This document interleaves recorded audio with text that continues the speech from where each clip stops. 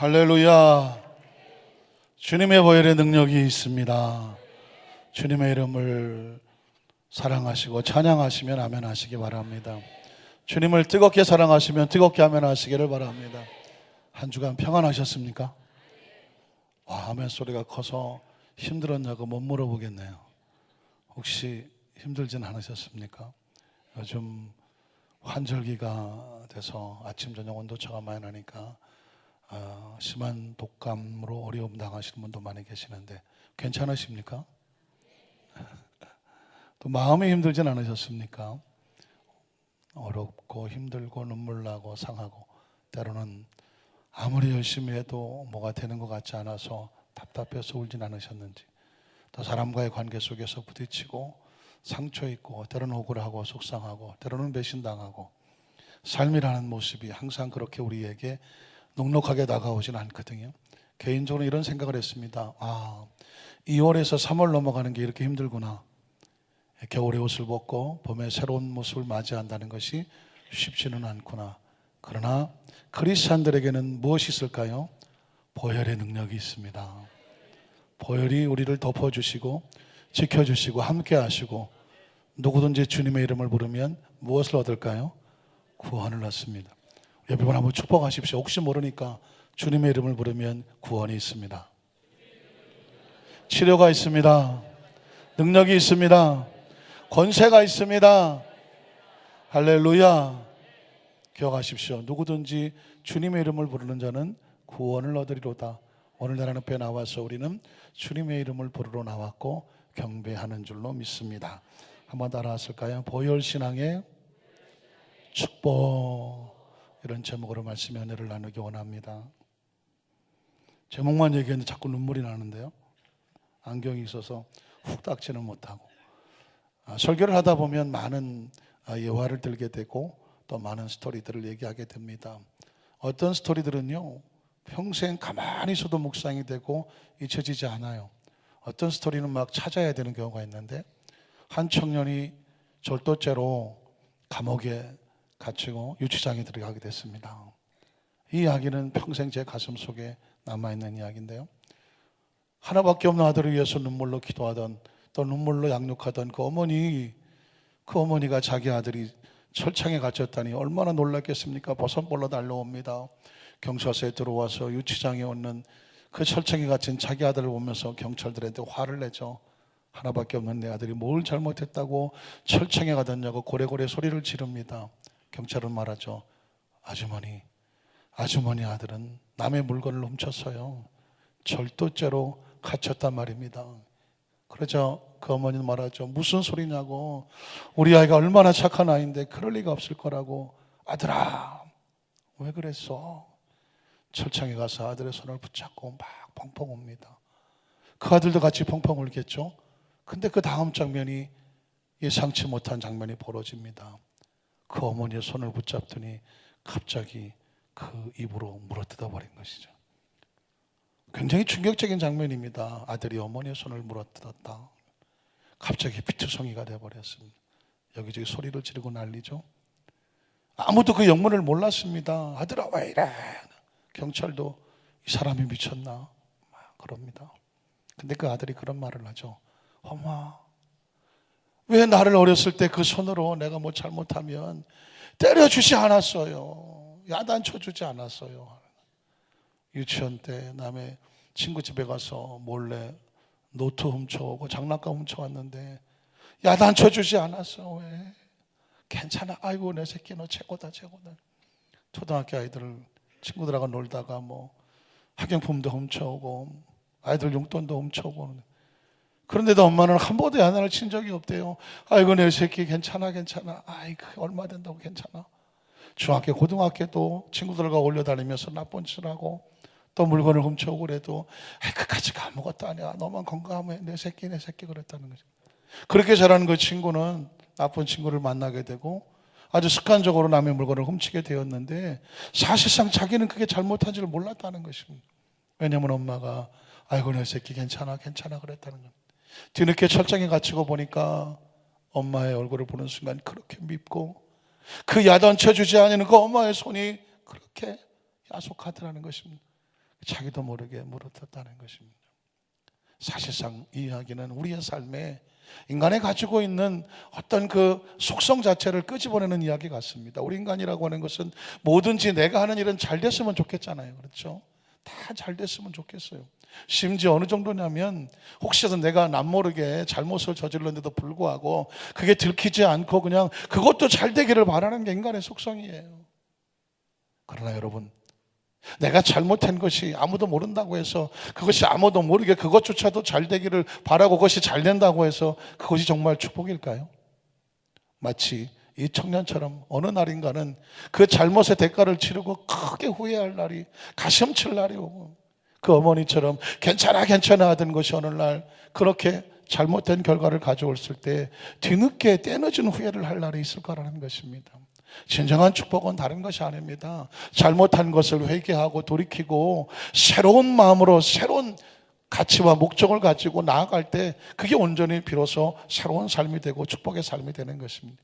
오늘 성경에 보면 하나님께서 눈에 넣어도 아프지 않을 아담과 하와 첫 작품 아닙니까?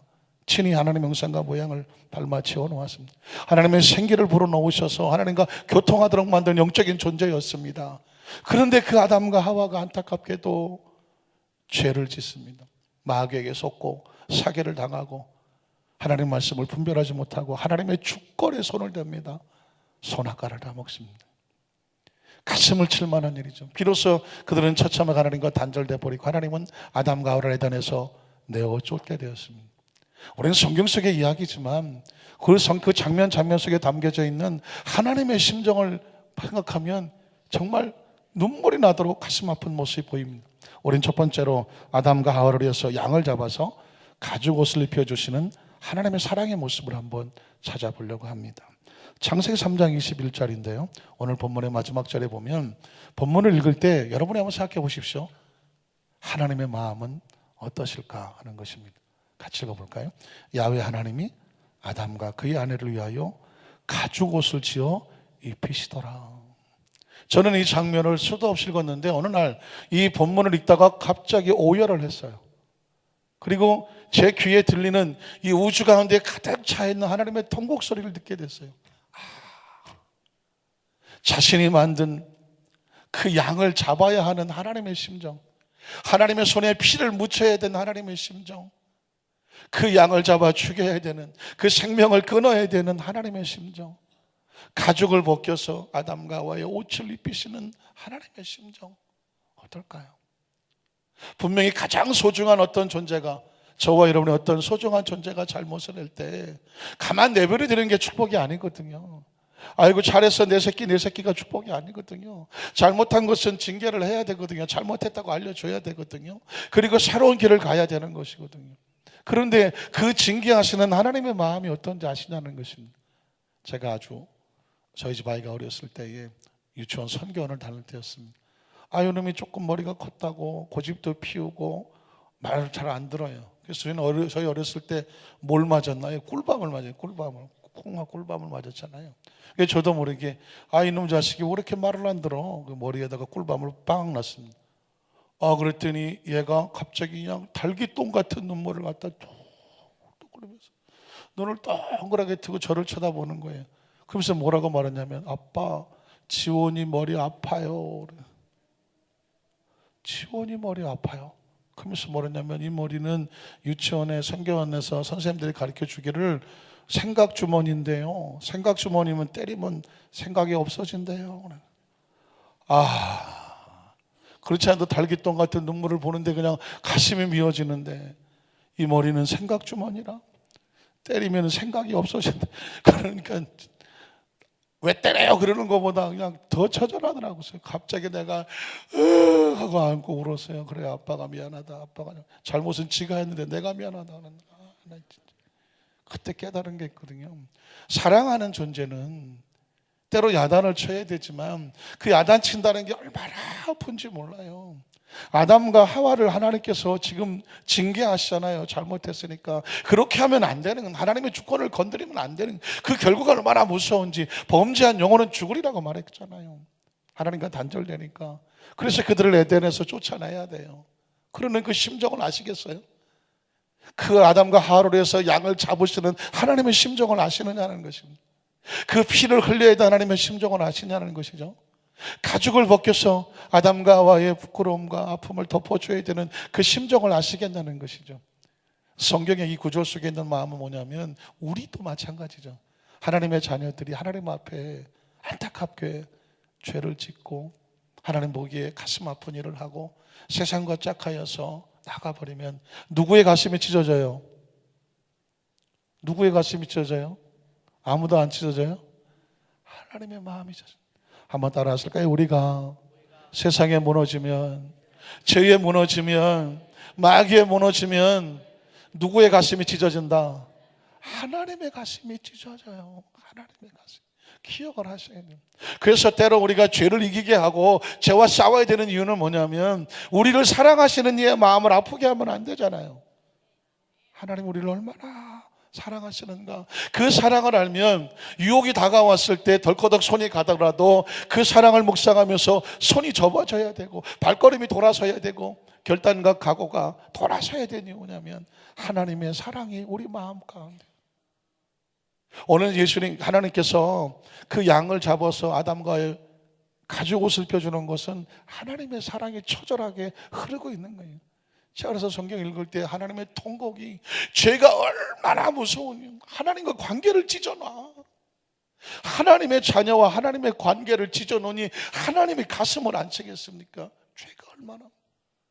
그 죄의 대가로 양을 잡아서 피를 뿌리게 하고 가죽옷을 피면서 하나님의 가슴은 뭐라고 말할까요? 다시는 죄를 짓지 마라. 죄가 얼마나 무서운지 아니? 죄가 하나님과의 관계를 단절시켜 그리고 내게 준 모든 것을 잃어버리게 해. 사실상 아담은 죄를 지음으로 에덴을 잃어버리고 영생도 잃어버리고 하나님과의 관계도 잃어버리고 하나님과 교통할 수 있는 영도 잃어버리고 말았습니다. 여러분 성경에 보면 범죄한 영혼은 죽는다라고 기록합니다. 에스겔서 18장 1절로 4절인데요. 또 야훼의 말씀이 내게 임하여 이르시되 너희가 이스라엘 땅에 관한 속담에, 이스라엘 속담입니다. 속담에 이르기를 아버지가 신 포도를 먹었으므로 그의 아들의 이가 시다고 하면 어찌 됨이냐. 스톱시킬게요. 이게 이스라엘 백성들의 속담이 하나 있습니다. 그건 뭐냐면 아버지가 신 포도를 먹으면 이빨이 시잖아요. 이빨이 신데 아버지 이빨이 시면 자식의 이빨도 시다. 이런 속담이 있었습니다. 이 얘기는 뭐냐면 아버지가 죄를 지면 자식에도 벌이 간다. 그런 속담이에요. 그러니까 부모가 잘 해야 된다. 그런 이야기였어요. 그러니까 부모가 잘해야 자식도 잘 된다. 그런 얘기고 부모가 잘못하면 자식도 잘못된다. 이런 얘기였습니다. 또 반대로 부모가 잘해서 복을 받으면 자식이 아무리 나쁜 놈이라도 복을 받는다. 그런 속담과도 같은 거예요. 그런데 하나님께서 이 속담을 깨트려 버리십니다. 그 다음 절에 보면 주 야훼의 말씀이니라 내가 나의 삶을 두고 맹세하노니 이 속담 너희가 이스라엘 가운데서 다시는 이 속담을 쓰지 못하게 된다. 그 속담의 내용이 깨어져 버린다는 것입니다. 그 다음 절 보면은요 모든 영혼이 다 내게 1대1로 속한 것입니다. 아들의 영혼도 나에게, 아버지의 영혼도 나에게, 모든 인간이 각자 하나님 앞에 1대1이기 때문에 아버지 영혼이 내게 속한과 같이 그 아들의 영혼도 내게 속하였나니 범죄하는 영혼은 아들이든 아버지든 각자 개인의 죄로 인하여서 어떻게 된다? 죽으리라 라고 말했습니다. 그러니까 이건 뭐냐면 내가 아무리 잘못해도 우리 부모님이 기도하시니까 난 괜찮아? No. 모든 신앙은 1대1로 하나님 앞에 선다는 것입니다. 그러니까 어떻게 하라고요? 하나님 앞에 잘 한 사람 한 사람이 그 범죄와 싸워서 이기고 영혼을 지켜내야 된다는 것입니다. 이 부분에 굉장히 놀라운 일을 하는 어떤 분이 예수를 믿고 나니까 자기가 저지른 죄가 너무 많은 거예요. 아버지가. 그래서 예수를 믿고 나니까 걱정이 되는 거예요. 내가 너무 많은 죄를 지었는데 내가 지은 죄가 내 자식들에게 내려가면 어떡하나. 그런 마음의 아픔이 있었대요. 그런데 어느 날 이 성경을 읽게 됐어요. 아버지의 이빨이 시다고 아들의 이빨도 시는 것은 아니다. 내가 그토록 추악하고 죄를 많이 범죄했지만 내가 회개하고 하나님 앞에 서면 내 영혼도 깨끗해지지만 내 자식은 하나님을 또 잘 믿으니까 내 죄의 대가가 내 자식 가지는 않겠구나. 자유해지더라는 것이죠. 자, 그러면 그 죄의 대가는 어떻게 치료될까요? 히브리서 9장 19절로 22절에 보면 모세가 율법대로 모든 계명을 온 백성에게 말한 후에 송아지와 염소의 피 및 물과 붉은 양털과 우슬초를 취하여 그 두루마리와 온 백성에게 뿌리며, 모세가 왜 송아지와 염소의 피를 갖다가 양털이나 어떤 우슬초를 취해서 모든 백성에게 뿌리게 될까요? 구약시대에는 죄를 어떻게 속했냐면 짐승의 피로 속죄를 얻었습니다.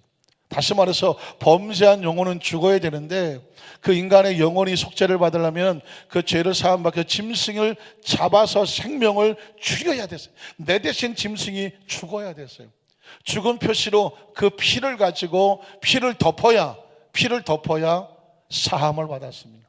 그래서 모세가 온 그 두루마리와 온 백성에게 뿌리며 그 다음 절을 보면 이르되 있는 하나님이 너에게 명하신 언약의 피다. 피를 뿌려야 사함을 받는다. 이게 바로 구약시대 하나님께서 모세를 통해서 명령하신 약속이었습니다. 그래서 그 다음 절을 보면요, 또한 이와 같이 피를 장막과 섬기는 일에 쓰는 모든 그릇에 뿌렸느니라. 왜 피를 뿌렸을까요? 피를 통해서 용서받고 성결해지고 거룩해지니까. 그래서 이스라엘 백성은요, 항상 외출할 때도 이마에, 양쪽 손톱에, 양쪽 발에 그 짐승의 피를 붙이고 다녔습니다. 자신을 세상 속에서 성별시킨다는 목적으로 그 짐승의 피를 다리고 다녔습니다. 그리고 모든 거룩한 그릇되게 원하는 곳에는 이 짐승의 제사의 피를 뿌렸다는 것입니다. 그 다음 절을 보면 율법을 따라 거의 모든 물건이 피로써 뭐하게 된다? 정결하게 된다. 피를 뿌려야 정결하게 된다. 그래서 피 흘림이 없으면 모두 없다. 죄사함도 없었습니다. 그러니까 이스라엘 백성은요, 밥 먹고 하는 일이 뭐냐면 소 잡고 양 잡고 염소 잡아서 피 뿌리는 일이에요. 왜냐하면 자신의 죄를 사함받아야 되는 거예요.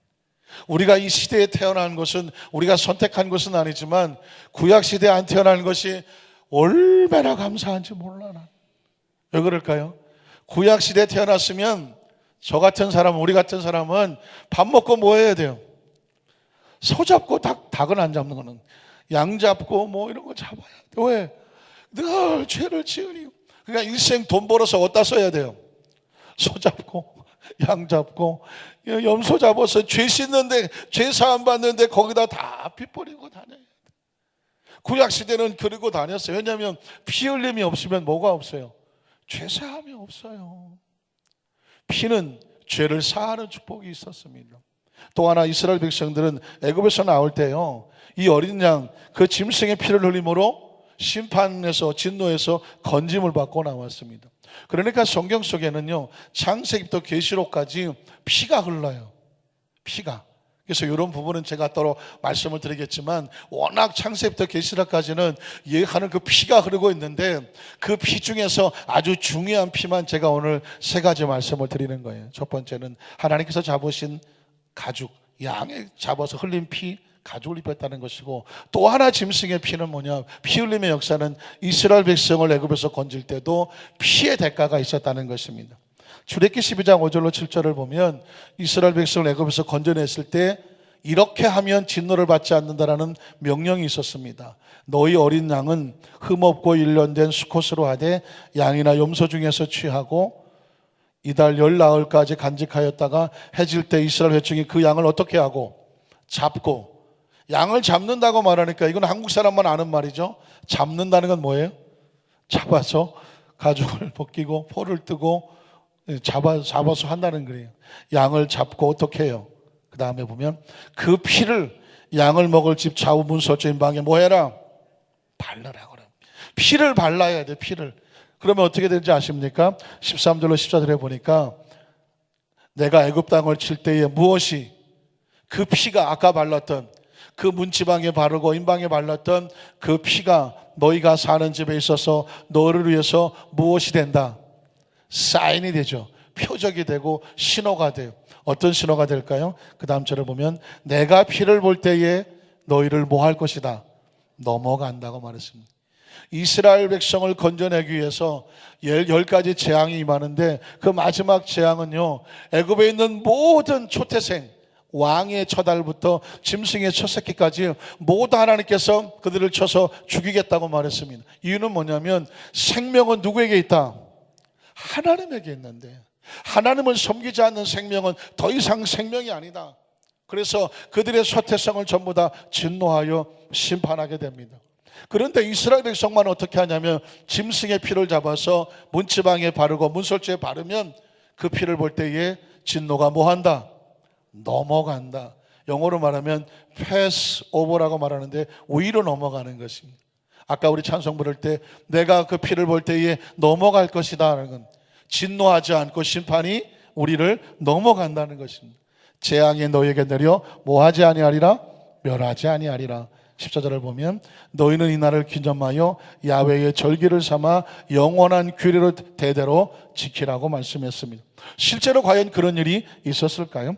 27절로 30절에 보면 너희가 이르기를 이는 야훼 유월절 제사라.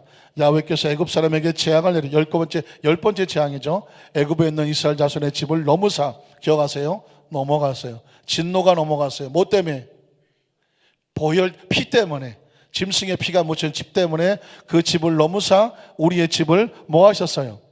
구원하셨습니다. 무엇이 우리를 구원했나요? 피가 이스라엘 백성을 구원했습니다. 하라함에 백성이 머리 숙여 경배하더라. 그 다음 절이요. 이스라엘 자손이 물러가서 그대로 행하되 야훼께서 모세와 아론에게 명령하신 대로 행하니라. 피를 묻혔다는 것이죠. 밤중에 야훼께서 애굽 땅에서 모든 처음 난 것, 초태성, 곧 왕위에 앉은 바로의 장자로부터 옥에 갇힌 사람의 장자까지와 가축에 처음 난 것을 다 뭐 하셨어요? 치셨어요. 진노하고 심판하셨어요. 그 다음 절을 보니까 그 밤에 바로와 그 모든 신하와 모든 애굽 사람이 일어나고 애굽에 큰 부르짖음이 있었으니 이는 그 나라에 죽임을 당하지 아니한 집이 하나도 없었다. 그런데 어느 집만 죽임을 당하지 않았나요? 어린 양의 피를 바른 집은 그 진노와 재앙이 넘어갔다고 말씀하고 있습니다. 이것을 지키는 것을 이스라엘 백성들은 유월절이라고 합니다. 유월은 넘어간다는 것입니다. 패스오버 한다는 것입니다. 예수님을 구주로 믿으시면 아멘 하시기를 바랍니다. 왜 예수님의 보혈이 필요한가? 왜 십자가에서 피 흘리셨는가? 그 피가 우리를 뭐 하려고 한지 아십니까? 죄의 심판에서 우리를 덮어주시고 우리의 죄를 용서해 주시는 구원의 능력이 있습니다. 여러분, 그래서 우리 청가대가 주님의 보혈을 찬양했습니다. 보혈을 찬양하는 것은 오늘 곡 좋다, 가사도 좋은데 오늘 화음도 잘하는데, 이건 성가대를 대가는 태도가 아니죠. 늘 제가 말씀드리지만 성가대는 우리를 대신해서 하나님 앞에 서 있습니다. 우리는 사실상 성가대가 찬양할 때 다 일어서야 마땅합니다. 그리고 이 성가대는 어디를 보냐면 하나님의 보좌를 향해서 봅니다. 우리도 다 같이 성가대를 보는 것이 아니라 하나님의 보좌를 향해서 서죠. 그리고 성가대가 주님의 보혈을 찬양할 때 우리 다 같이 말하는 거죠. 주님, 우리도 주님의 보혈을 찬양합니다. 아멘입니다. 아멘입니다. 아멘입니다. 주의 보혈 능력이 있도다. 아멘입니다. 주의 피 믿으오. 아멘입니다. 그 보혈이 우리를 지켜냅니다. 아멘입니다. 사실은 이 성가대의 찬양은요, 전 성도가, 여의도 순복 안산교회 전 성도가 하나님을 향하여 심령을 고백하는 그 찬양의 고백이어야 되는 것이죠. 그리고 그 보혈을 찬양할 때 어떤 일이 벌어지는지 아십니까? 그 보혈이 우리를 덮습니다. 보혈이 찬양되면은요, 보혈이 이 자리를 덮어버려요. 한 사람 한 사람 머리를 다 덮어버려요. 한 심령마다 예수의 보혈이 덮어버려요. 예수의 보혈이 덮으면 흑암의 이적이 틈타지 못하고 세상의 유혹이 틈타지 못하고 우리를 지키는 역사가 나타나는 줄로 믿습니다. 실제로 제가 아는 어느 집사님께서 여고 동창생 3명이 아주 절친, 원래 여고를 다닐 때, 고등학교 다닐 때 사총사가 있었는데 3명은 크리스찬인데 1명은 넌 크리스찬이, 예수를 믿지 않았어요. 넷이 친하긴 친한데 3명이 아무리 한 명을 전도하려고 해도 그냥 고집이 그냥 쇠고집이라서 같이 어울리는데 교회를 안 가더라고요. 참 선택한 사람은 따로 있는지. 그래서 나중에 졸업하고 결혼하고 각자 생활을 갔는데도 3사람은 열심히 예수를 믿는데 한 사람은 죽어라고 안 믿더라는 것입니다. 너무 안타까워서 3사람이 작전 기도를 합니다. 하나님, 이 친구를 전도해야 되겠는데 하나님 지혜 주세요, 명철 주세요. 그런데 가끔 이런 마음이 들더라는 거죠. 그 집에 신방을 가라. 셋이서 가서 신방 가서 기도하라고 하더라는 것입니다. 그래서 세 사람이 그 친구에게 전화해서 오늘 점심 먹으러 갈게 그랬더니 오래간만에 친구가 온다니까 그래 놀러와. 아무 생각 없이 놀러와 그랬죠. 이 세 사람은 지금 뭐 하러 갑니까? 주님의 이름을 가지고 가서 기도하러 가는 것입니다. 친구가 오니까 이제 밥상을 차려놨어요. 어떻게 할까 하다가 그 중에 한 친구가 용기를 내서 이렇게 말합니다.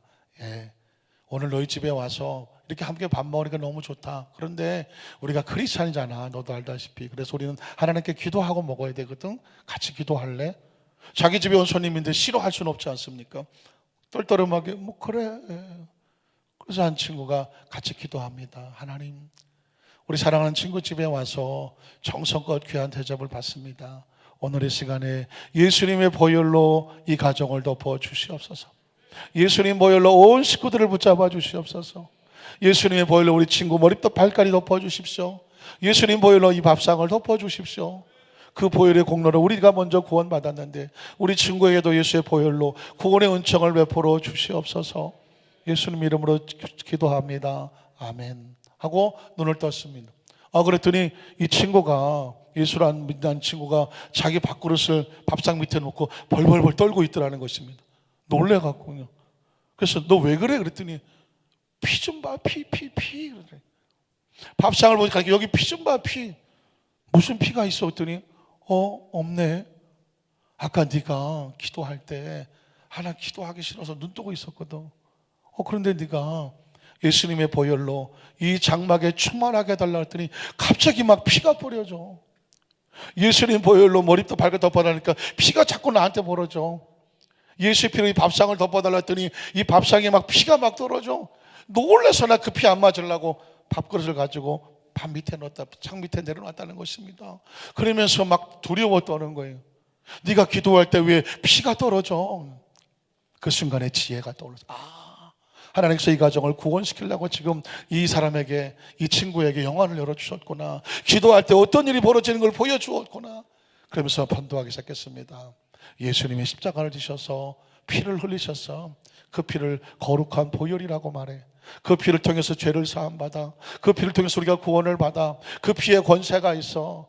그 예수의 이름으로 기도하고 그 보혈을 찬양하면, 보혈을 기도하면 눈에 보이지 않지만 영적인 세계 속에서 그 피가 우리를 덮어주고 지켜줘 생명이 되고 권세가 되고 능력이 되는 거야.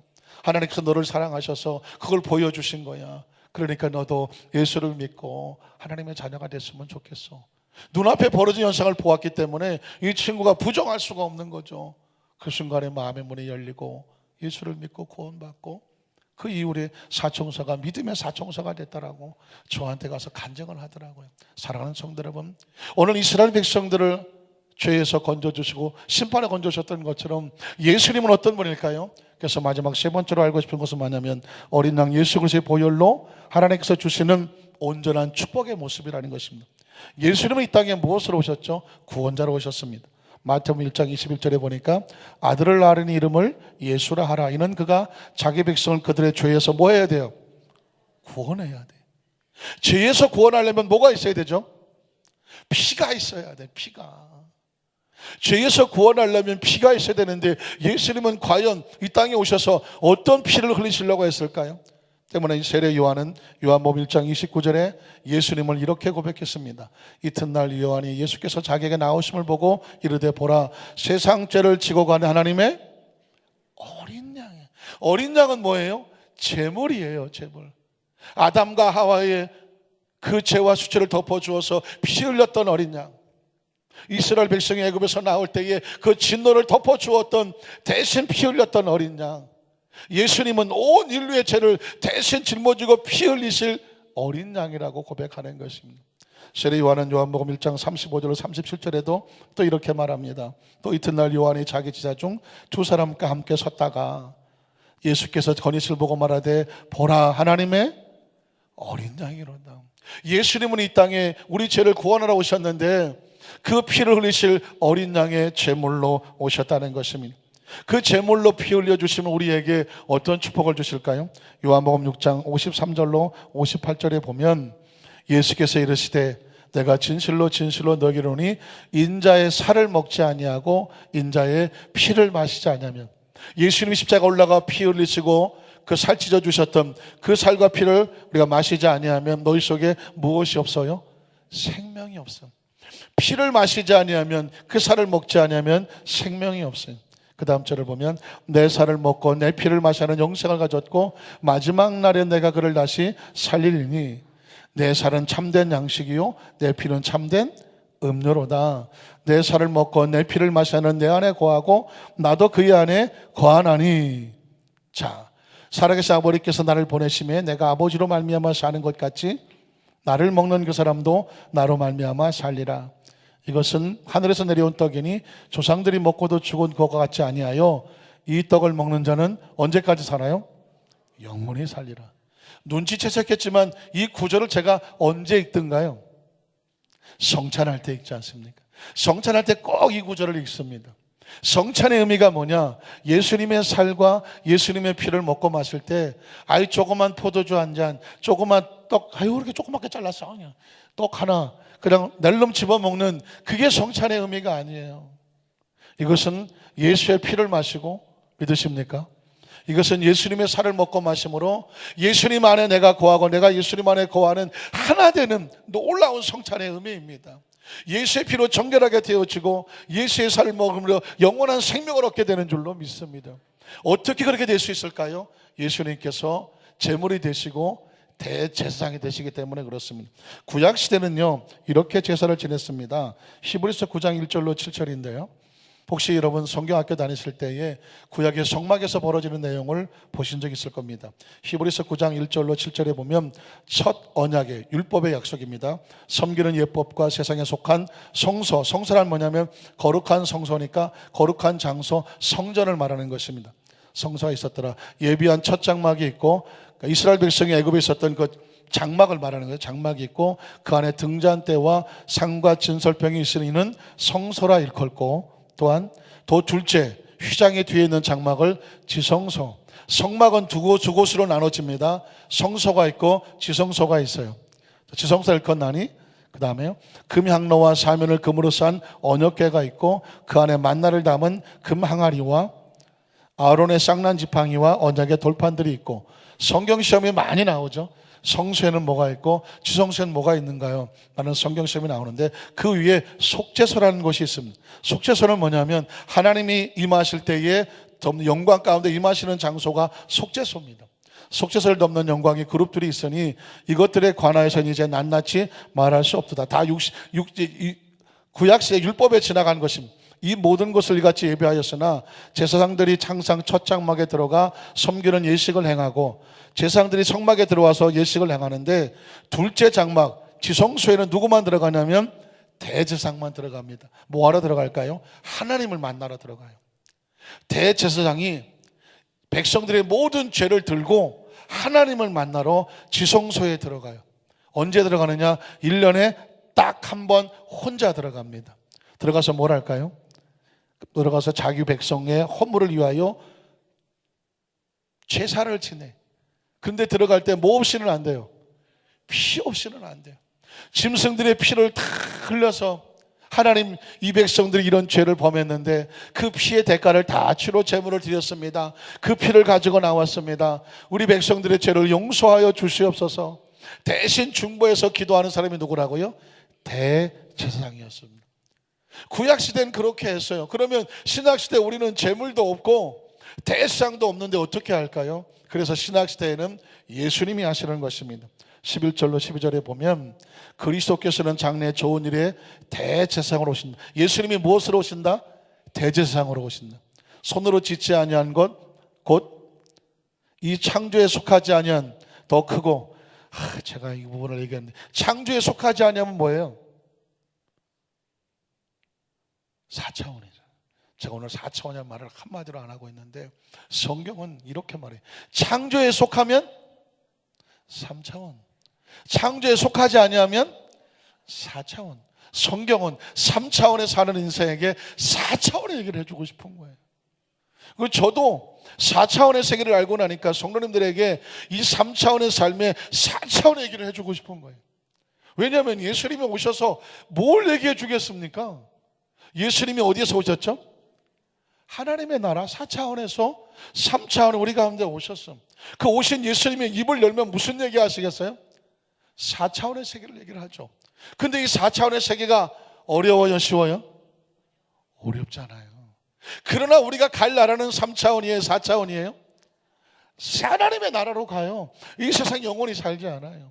제가 이 4차원의 세계를 얘기를 하려고 하면 어떤 분들은 목사님 좀 어려워요. 어떻게 어려워서 안 가실라고? 어려우면 안 가시겠어요? 어려워도 가야지. 왜냐하면 우리가 갈 나라는 영원한 천국이고 하나님의 나라예요. 믿으십니까? 저는 말씀만 제가 잘 따라오시면 4차원 세계가 영이 열려져요. 귀가 열려지고 마음이 열려지면 성경을 읽으면 하나님의 나라가 그냥 보인다니까요. 성경 이렇게 이 창조에 속하지 않은 예수님이 오시면 거룩한 성소가 있는데 이스라엘 백성 같은 성소가 아니라 하나님의 임재가 임하고, 그리고 어떻게 하냐면 온전한 장막.